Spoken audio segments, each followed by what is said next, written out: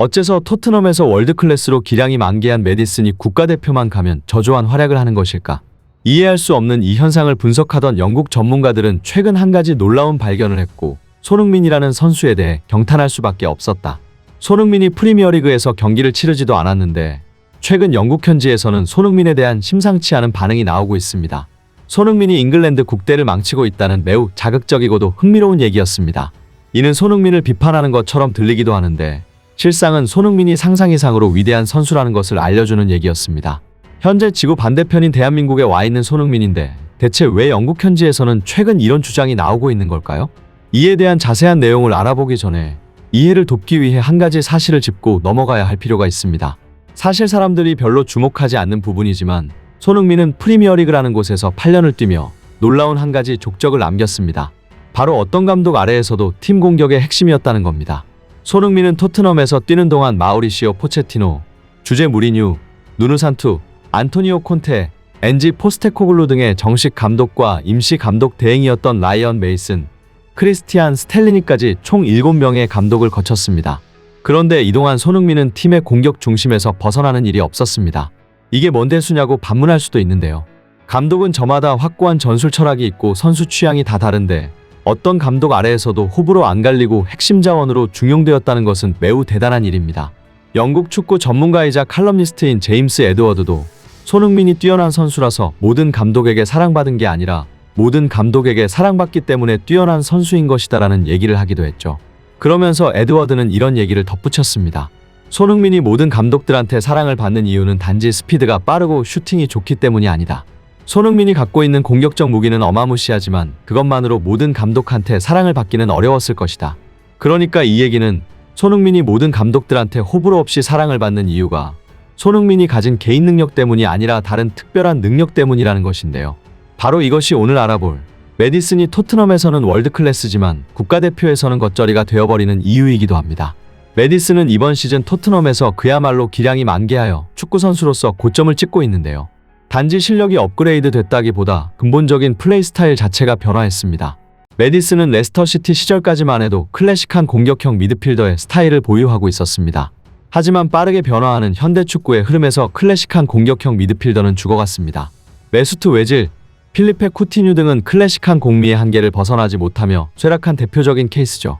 하지만 메디슨은 토트넘에 와서 무슨 일이 있었던 것인지 볼 운반부터 공격 전개와 득점까지 모두 관여하는 현대 축구의 정석적 공격형 미드필더로 진화하는 데 성공했고 실제 2023년 토트넘 이적 이후의 시즌 초 활약은 그간 토트넘이 갈망하던 플레이메이커 그 자체였습니다.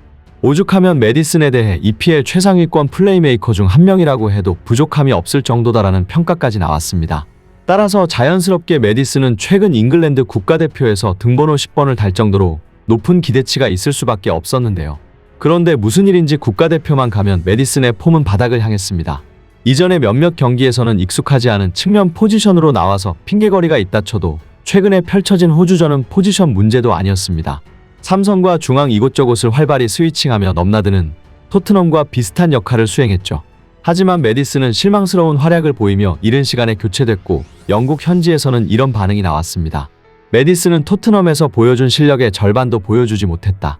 메디슨은 토트넘에서는 축구의신 같았는데 국가대표에서는 무리하게 볼을 끌다가 턴오버를 남발한다. 뭐 때문에 토트넘에서 보여주던 시원시원한 전진 패스와 보름반이 나오지 않는 것인가? 토트넘에서는 다이렉트한 플레이를 즐겨하던 메디슨인데 호주전에서 압박에 못 이겨 뒤로 물러나기만 했다. 와킨스를 향한 번뜩이는 패스 하나가 전부였다. 실제로 메디슨은 호주와의 경기에서 겉도는 느낌이 강했는데요. 메디슨 본인조차도 자신의 경기력에 말렸는지 토트넘에서는 상상조차 할 수 없었던 어이없는 장외 홈런 슈팅이 나오기도 했습니다. 영국 현지는 기대치에 한참 못 미치는 활약을 보인 메디슨의 모습에 당황할 수밖에 없었고 전문가들은 왜 프리미어리그에서는 최고의 선수인 메디슨이 국대에만 오면 실망스러운 활약을 하는 것일까에 대한 분석을 쏟아내기 시작했습니다. 언론과 전문가 팬들, 너나 할 것 없이 메디슨의 부진에 대해 다양한 의견을 냈습니다.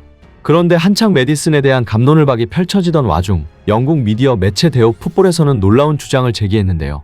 바로 메디슨이 국대에서 부진하는 이유가 손흥민 같은 공격수가 곁에 없기 때문이라는 겁니다. 해당 주장은 영국 현지에서 일약 화제가 됐는데요. 현재 전문가들 사이에서 정설로 받아들여지기도 했습니다. 그 논란 내용을 자세히 보면 우리는 메디슨이 국가대표에서 부진하고 있는 이유를 따지기 전에 메디슨이 어떻게 토트넘에서 월드클래스가 될 수 있었는지를 알아야 한다. 메디슨이 토트넘에서 장점을 극대화하며 월드클래스 반열에 올라설 수 있었던 이유는 손흥민이 있었기 때문이다. 메디슨이 호흡을 맞췄던 레스터시티의 제이미 바디와 잉글랜드 국가대표의 올리 와킨스의 세부적인 플레이 스타일을 살펴보면 손흥민과 매우 큰 차이를 보인다. 제이미 바디와 와킨스는 득점력은 좋지만 찬스메이킹이나 도움 스탯 같은 지표에서 손흥민과 비교 대상이 아니다. 지금의 손흥민은 동료의 장점을 극대화시키는 부분에 있어 범접할 수 없는 위치에 있다. 손흥민은 측면 공격수든 이선 공격수든 스트라이커든 위치를 막론하고 득점을 위한 침투와 중앙에서의 공격 지원에 능하고 더미런 같은 공간 창출에 압도적 재능을 갖고 있다. 게다가 이번 시즌 원톱으로서도 지공 상황에서 쉽게 볼 소유를 잃지 않는 타입으로 진화했다. 따라서 손흥민이 위험 지역에서 공을 잡으면 상대 수비에 광역적 영향력을 행사하게 된다. 결국 이것이 어떤 효과를 주는가? 팀의 볼순환 자체에 도움을 준다. 그리고 이것이 이번 시즌 토트넘 포스테코글루 감독 축구의 핵심이다. 손흥민으로 인해 중앙에서의 공간이 여유롭게 확보됨에 따라 새로운 플레이메이커인 메디슨의 장점을 극대화하는 전술적 효과를 노리는 것이다. 실제로 토트넘 경기를 보면 메디슨은 토트넘에서 2선과 3선을 적극적으로 오가며 볼의 순환을 돕는 역할을 수행하고 있고 중원에서의 넓은 공간이 주어짐에 따라 훨씬 원활한 볼 소유와 볼 배급을 할 수 있게 됐다. 즉 메디슨의 장점이 그대로 살아날 수 있는 것이다. 하지만 잉글랜드에서는 메디슨에게 이런 환경이 주어지지 않는다. 잉글랜드 사우스 게이트 감독은 메디슨을 줄곧 윙으로 기용하다가 메디슨이 토트넘에서 보여주는 것을 국가대표에서도 보여주길 원하는 마음으로 똑같은 역할을 부여했지만 잉글랜드에는 손흥민이 없다는 사실을 간과하고 있다. 메디슨을 계륵으로 만들지 않으려면 다양한 전술적 연구가 필요할 것이다. 해당 분석을 보고 현지 팬들은 놀라움을 감추지 못했는데요. 그 중에서는 농담으로 한 말이겠지만 손흥민은 평범한 선수도 월드클래스로 만들어버린다. 그에게 계속 속다가는 유로 대회를 망치게 될 것이라는 반응을 보이기도 했습니다. 사실 손흥민의 이런 놀라운 장점을 보면 지난 시즌 콘테가 왜 그토록 손흥민을 어이없는 위치에서 기용했는지 한편으론 이해가 되기도 하는데요.